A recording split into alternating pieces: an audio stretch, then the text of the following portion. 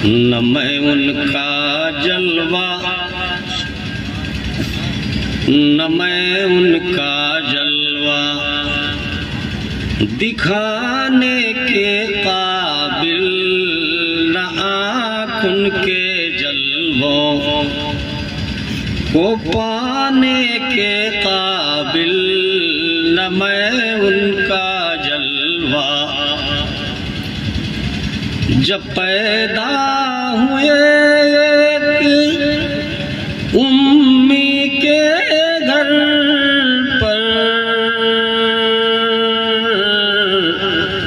जिसने उनको देखा गिरा उनके दर पर।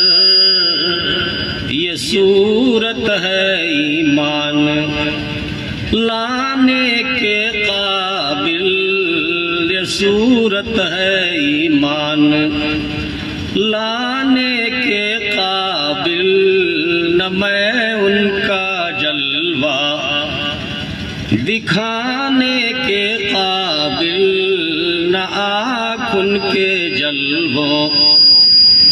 बड़ी बरकत वाली है वो जात, हर तरह की पाकीज़गी के लायक है वो जात, जो रातों रात के एक हिस्से में अपने बंदे मोहम्मदुर रसूलुल्लाह को मक्का से, काबा से, सऊदी अरब से दूसरे मुल्क में ले गया, फलस्तीन ले गया, जहां आज इसराइल और फलस्तीन की बड़ी घमासान जंग हो रही है, जहां 50,000 आदमी मार दिए गए, लाखों आदमी घायल अस्पतालों में भर्ती हैं। वही मस्जिद है जिसके लिए यहूदी झगड़ा कर रहे हैं कि हम लेंगे, मुसलमानों को नहीं देंगे। वही मस्जिद है, उसे मस्जिद अक्सा भी कहते हैं। कुरान ने उसे मस्जिद अक्सा कहा है और बैतुल मक़दिस भी उसे कहा जाता है। मुसलमान कहते हैं ये हमारी मस्जिद है, यहूदी कहते हैं हमारी है ये। इसी की ये जंग चल रही है अब, और देखो कब तक चलेगी, अब कब क्या होगा ये अल्लाह के ऊपर है। तो अल्लाह ताला ने इस वाक़या को तफसील से बयान किया है। असरा बिअब्दिही लैलन मिनल मस्जिदिल हराम इलल मस्जिदिल अक़सा अल्लज़ी बारकना हौलहू। हमने अपने बंदे मोहम्मदुर रसूलुल्लाह को रातों रात सफर कराया, जबकि दुनिया सो रही थी, रात अंधेरी थी। उस अंधेरी रात में हम ले गए, सऊदी से फलस्तीन ले गए, काबा से बैतुल मुक़द्दस ले गए, बैतुल मक़दिस मस्जिद अक़सा में ले गए। अल्लज़ी बारकना हौलहू। हम मस्जिद अक़सा के इर्द गिर्द, मस्जिद अक़सा के दाएं बाएं, मस्जिद अक़सा के अतराफ़ो अकनाफ में, उसके कुर्बो जवार में अल्लाह कहता हमने बरकतें दे रखी हैं बहुत ज्यादा। लिनुरियहू मिन आयातिना, ताकि हम अपने बंदे को वो अपनी बरकतों के बाज़ नमूने दिखा दे, और वो मस्जिद दिखा दे, मस्जिद अक़सा दिखा दे। इन्नहु हुवस समीउल बसीर। अल्लाह ताला बहुत बड़ा सुनने वाला है, बहुत बड़ा देखने वाला है। उससे बड़ा कोई सुनने और देखने वाला दुनिया में न हुआ, न है, न होगा। वो अल्लाह बयान करता है। वहाँ के फल फ्रूट, वहाँ की पैदावार, वहाँ के मेवे जात, वहाँ के पंख पखेरु, वहाँ के चरिंदो परिंद किस हाल में हैं, ये तो किताबों में लिखा है, दुनिया ने पढ़ा है। लेकिन आज की बरकत मैं आपको बताना चाहता हूँ। आज ये अमेरिका और बरतानिया और फ्रांस, ये तीनों मिल करके जो अपनी असलहों के जरिया उनकी मदद कर रहे हैं, उनका मकसद ये है कि उस अर्ज़े फ़लस्तीन में पेट्रोलियम के बहुत ज़्यादा खजाइर मिले हैं जमीन में। और ये खाना बनाने वाली जो गैस है जो बाटलों में हमारे घरों में आती है, इस गैस का बहुत बड़ा खजाना फलस्तीन में मिला है। ये आज इस जमाने की बरकत बता रहा हूँ। अब अमेरिका चाहता है, बरतानिया, फ्रांस चाहते हैं कि उस दौलत पर कब्जा कर लो, यहाँ के फलस्तीनी मुसलमानों को मार करके इनको यहाँ से भगा दो, इन्हें कत्ल कर दो, इनकी नस्ल कुशी कर दो, ये रह ना जाए ताकि वो दौलत हमारे हाथ आ जाए। मेन मकसद यही है कि तेल के ज़खायर हमारे पास आ जाए और गैस के ज़खायर हमारे पास आ जाए ताकि दुनिया में हम सबसे ज्यादा दौलतमंद हो जाए। यही तेल, पेट्रोल, गैस की बरकत इस सदी में अल्लाह ने जाहिर की है। और फल फ्रूट और पैदावार की बात तो तफसीर की किताबों में लिखा है कि वहाँ का एक मुसलमान अपने सर पे एक टोकरा, एक छुआ लेकर के अपने बाग में जाता था तो तोड़ तोड़ करके नहीं भरता था, अपने बाग से शुरू करता हुआ पेड़ के नीचे से चला जाता था और वापस जब आता था तो सारे मेवे टपक टपक करके चू करके उसके टोकरे में भर जाते थे। और भरने के बाद जब गिरने लगते थे तो वो जानता था कि टोकरा भर गया। ये बरकत अल्लाह ने सिर्फ फलस्तीन वालों को दिया था, मस्जिद अक्सा के इर्द गिर्द बसने वाले लोगों को दिया था। और इसी का तज़किरा अल्लाह ने कुरान में किया। ये वो मुक़द्दस सरज़मीन है, ये तो कुरान ने कहा। असरा बिअब्दिही लैलन मिनल मस्जिदिल हराम इलल मस्जिदिल अक़सल लज़ी बारकना हौलहु लिनुरियहु मिन आयातिना।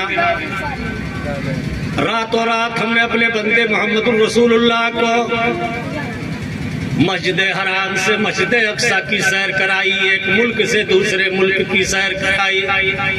इसलिए सैर कराया ताकि जो बरकतें हमने वहाँ दे रखी हैं हम अपने बंदे को उसकी आंख से दिखा दें ताकि उसे ऐनुल यकीन, हक़्क़ुल यकीन हो जाए।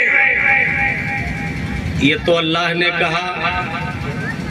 लेकिन अब चलते हैं मोहम्मद रसूलुल्लाह सल्लल्लाहु अलैहि वसल्लम के पास, उनसे पूछते हैं कि आप कैसे गए थे रात में, और रात में आपने कैसे देखा था। अब जो वो बता देंगे जिन्होंने अपनी आंख से देखा है, तो फिर कोई भाम, कोई शक शुबहा, किसी तरह की कोई बात अल्लाह के फरमान से तो वाज़े ही थी। लेकिन दुनिया वालों के लिए, कमजोर ईमान वालों के लिए, नास्तिकों के लिए कम से कम ये रास्ता क्लियर हो जाएगा कि जाने वाले ने जो देखा है वो सही देखा है। अल्लाह के रसूल बयान फरमाते हैं, गर्मी का जमाना था, पहले जमाने में राड, पंखा, बिजली नहीं थी, हवा के सामान नहीं थे। आदमी एना बेना पंखा चला करके गर्मी दूर करता था।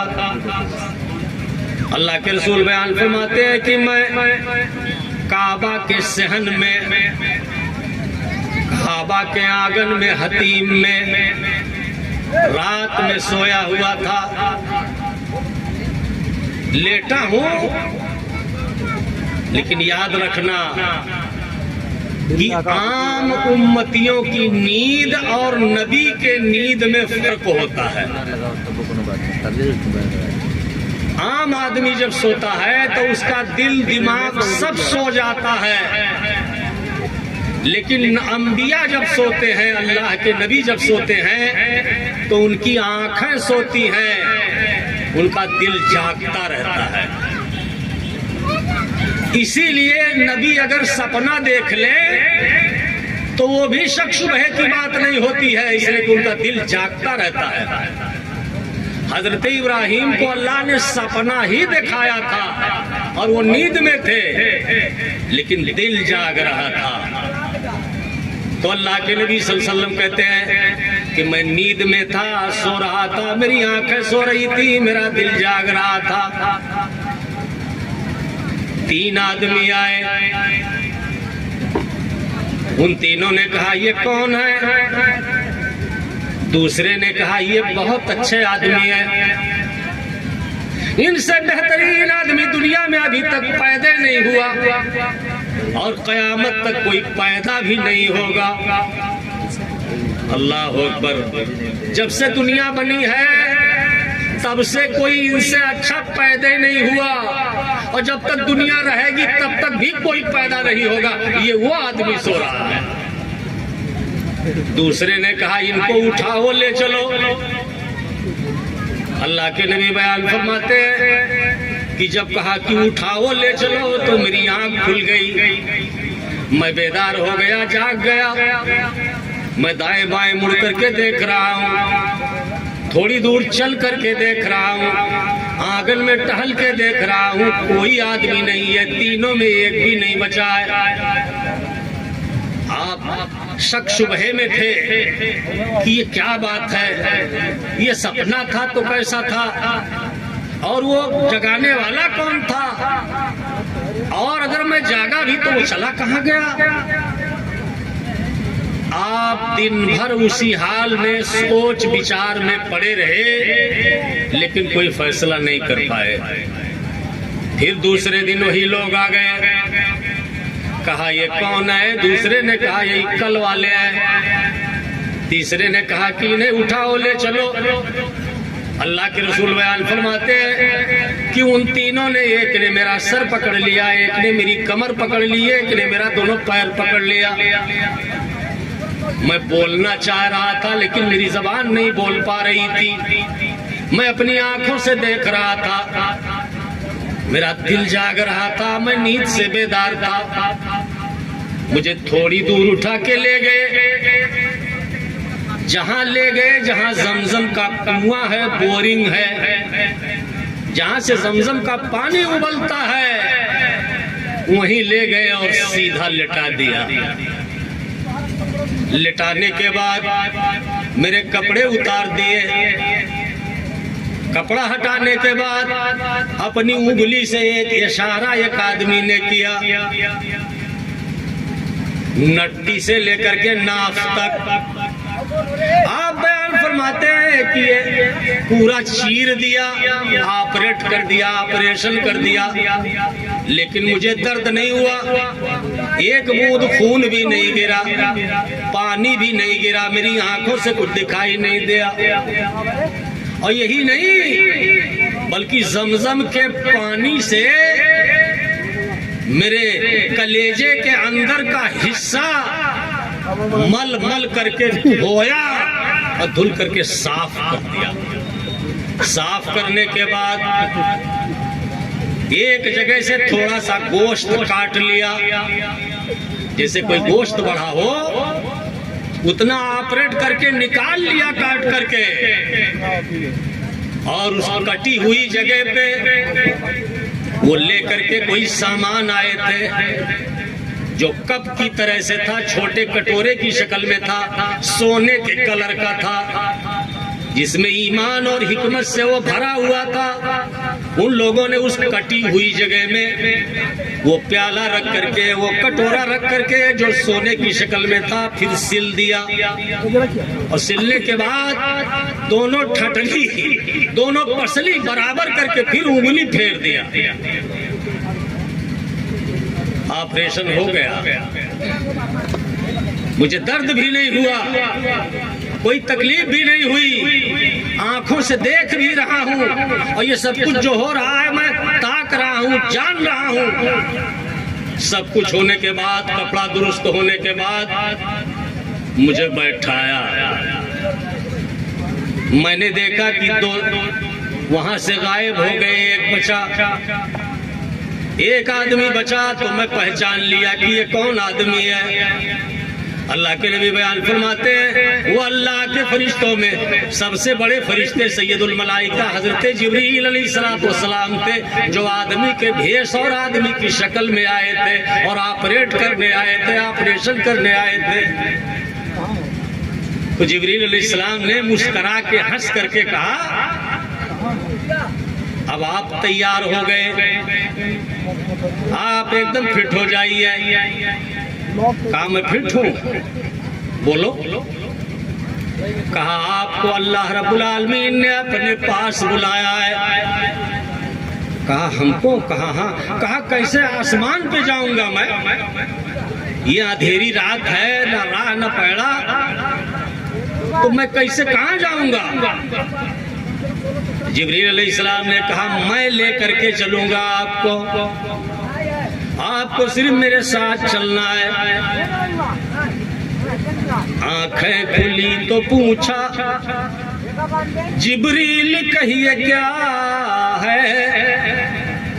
जिब्रील बोले हजरत खालिक बुला रहा है। जिब्रील अलैहिस्सलाम ने कहा अल्लाह के रसूल आपको खल्लाक दो आलम ने अपने पास बुलाया है।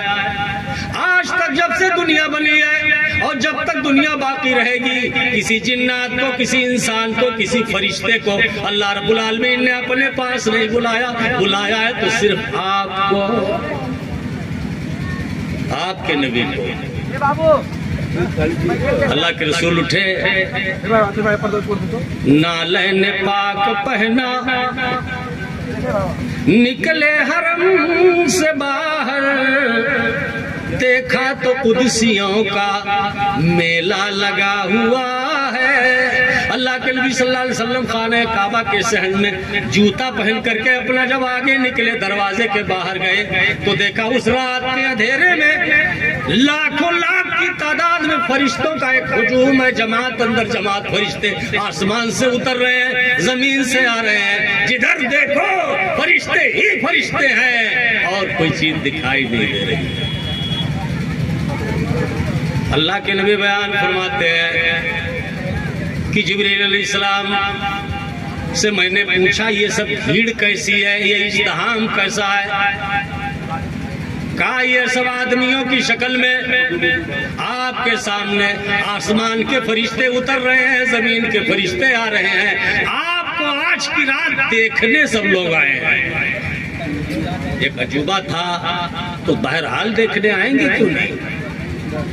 आप बयान फरमाते हैं कि वहाँ एक जानवर था जो गधे से कुछ बड़ा था और खच्चर से कुछ छोटा था, बड़ा खूबसूरत सफेद कलर और रंग का था। जब उसने देखा मुझको तो वो चौंक गया, बितुक गया, भागने लगा। जिब्रील अलैहिस्सलाम दौड़े हुए गए, उसके कान को पकड़ा और उसके कान में कहा कि ये जानवर, ए बुराक, ऐ अल्लाह की मखलूक, तू भाग रहा है ऐसे आदमी को देख करके कि जिस आदमी से बेहतरीन इंसान पर ये सूरज आज तक तुलू नहीं हुआ है। ऐसे आदमी को देख के भाग रहा है। अल्लाह के नबी बयान फरमाते वो जानवर पसीना पसीना हो गया जिब्रील के एक लफ्ज कहने पर। मोहम्मदुर रसूलुल्लाह सल्लल्लाहु अलैहि वसल्लम की अजमत, आपका मकाम, आपका मर्तबा, आपकी कदर और मंजिलत की बात सुन करके एक जानवर को पसीना आ गया था। और हम जैसे कसाई दिल इंसान रात दिन अल्लाह के रसूल के मुंह की हदीसें सुनते रहते हैं कि किस तरह नमाज पढ़ना चाहिए, झूठ नहीं बोलना चाहिए, गीबत नहीं करनी चाहिए, चुगली नहीं करनी चाहिए, किसी पर इल्जाम नहीं लगाना चाहिए, झूठी गवाही नहीं देनी चाहिए, निगाहें नीचे रखनी चाहिए, लेकिन कुछ नहीं, कोई फर्क नहीं पड़ने वाला है। ऐसा लगता है कि हमसे वो जानवर ही बेहतर था जो कम से कम नबी का नाम सुन करके पसीने से शराबोर हो गया बेचारा। और हम तो साहिब फहमो ज़का बड़े दानिशमंद और अक्लमंद हैं, लेकिन इसके बावजूद हम पर जू तक नहीं रेखती है। आपने बयान फरमाया कि जानवर को जिब्रील अलैहिस्सलाम मेरे करीब लाए, उसका नाम बुराक था। बुराक ये बर्क से है, इस्म है। बर्क के माने बिजली। आप बिजली का ये स्विच यहाँ दबाइए और बल्ब गोरखपुर लगा हो तो इधर दबाए उधर बल्ब जल जाएगा। ये आपकी कोयला और पानी के बिजली की ये ताकत है जो आपने अपने हाथ से बनाई है। लेकिन अल्लाह ने जिसे अपने हाथ से बनाया है उसका पावर इस बिजली से, इस बर्क से, इस कहरबा से कई करोड़ लाख गुना ज्यादा है। ये हमारा ईमान और विश्वास है कि नहीं है? हमारी बनाई हुई बिजली इतनी ताकतवर है तो अल्लाह का बनाया हुआ जानवर कितना बड़ा ताकतवर होगा। अल्लाह के लिए बयान फरमाते हैं, जिब्रील ने मुझसे कहा सवार हो जाइए। मैं सवार हो गया। फिर जिब्रील अलैहिस्सलाम मेरे पीछे बैठे, पीछे सवार हुए और उसका लगाम, उसकी बाग अपने हाथ से दाएं से पकड़ लिया एक तरफ। तो मैंने कहा जिब्रील आप तो ड्राइवर हो, रास्ता बताने वाले हो, दिखाने वाले हो, ले चलने वाले हो, आपको आगे रहना चाहिए। दुनिया में कोई पैसेंजर देखा है जो ड्राइवर के आगे बैठता हो? जहाज का पैसेंजर भी पीछे, ट्रेन का भी पैसेंजर पीछे, चरपहिए का पैसेंजर पीछे, मोटरसाइकिल का पैसेंजर पीछे, साइकिल का पैसेंजर पीछे। लेकिन ये कौन से पैसेंजर है? जिब्रील अलैहिस्सलाम ने कहा या रसूल अल्लाह, आपके मुकाबले में आप जैसा मुकद्दस पैसेंजर आज तक दुनिया में आया ही नहीं है। इसलिए ये जिब्रील ड्राइवरी तो कर रहा है लेकिन आपके आगे से नहीं, पीछे से। ये शोर था शबे मेराज आसमानों पर, उठो की जश्ने अकीदत का एहतराम करे। जमीन से आज वो इंसान आने वाला है, कदम कदम पे फरिश्ते जिसे सलाम करे। आज वो मुकद्दस व मोहतरम इंसान जमीन से आसमान पे आने वाला है, जिसे मक्का के पत्थर सलाम करते हैं, जिसे मक्का के ऊंट सलाम करते हैं, जिसे मक्का की दरो दीवार सलाम करते हैं, जिसे जमीन के फरिश्ते सलाम करते हैं। आओ एहतमाम करो जश्न का और देखो मोहम्मद रसूलुल्लाह के रुख अनवर। अल्लाहुम्मा सल्ले अला मुहम्मदिन। आसमानों पे जारी है फरिश्तों में और जमीन में जारी है। नबी पाक बयान फरमाते हैं कि मैं ऊंट पे, गधे खच्चर पे सवार हुआ, बुराक पे सवार हुआ। वो इतना तेज रफ्तार था, उसकी रफ्तार ये थी कि मुंतहाए नजर पर एक कदम रखता था। आप मुंतहाए नजर का मतलब ये समझो, बरसात के जमाने में आप अपने कोठे पे चढ़ जाइए, जब बारिश रुक जाए और उत्तर की तरफ देखिए तो पहाड़ नजर आता है, गर्दो गुबार से फजा साफ रहती है और ये आंख आसमान को भी देख रही है यहीं से, जबकि कई लाख कोस, करोड़ों कोस की दूरी पर आसमान है, लेकिन ये निगाह वहां तक देखती है। अल्लाह के नबी ने बयान फरमाया, जितना इंसान की आंख देख सकती हो उतना वो एक कदम रखता था, एक परग एक ही मरतबा उठा के रख देता था। अगर यहाँ से अमेरिका देख सकते हो तो एक कदम वो उठाया तो अमेरिका में रख दिया। अल्लाह के रसूल बयान फरमाते हैं, उस बुराक ने एक कदम उठाया और रखा। जिब्रील ने कहा उतरिए, यहाँ 2 रकात नमाज पढ़ लीजिए। कहा इतनी देर में कहाँ आ गए? कहा देखो। अल्लाह के रसूल बयान फरमाते हैं, जब मैं जानवर के पीठ से उतरा, मैं देख रहा हूँ एक बेआबो गया सरजमीन है, एक बच्चर देहात गांव है। मैंने कहा ये कौन सा गांव है, कौन सी बस्ती है, कौन सा देहात है? कहा अल्लाह के रसूल, इस गांव का नाम, इस बस्ती का नाम, इस देहात का नाम यसरिब है। ये यसरिब गांव है।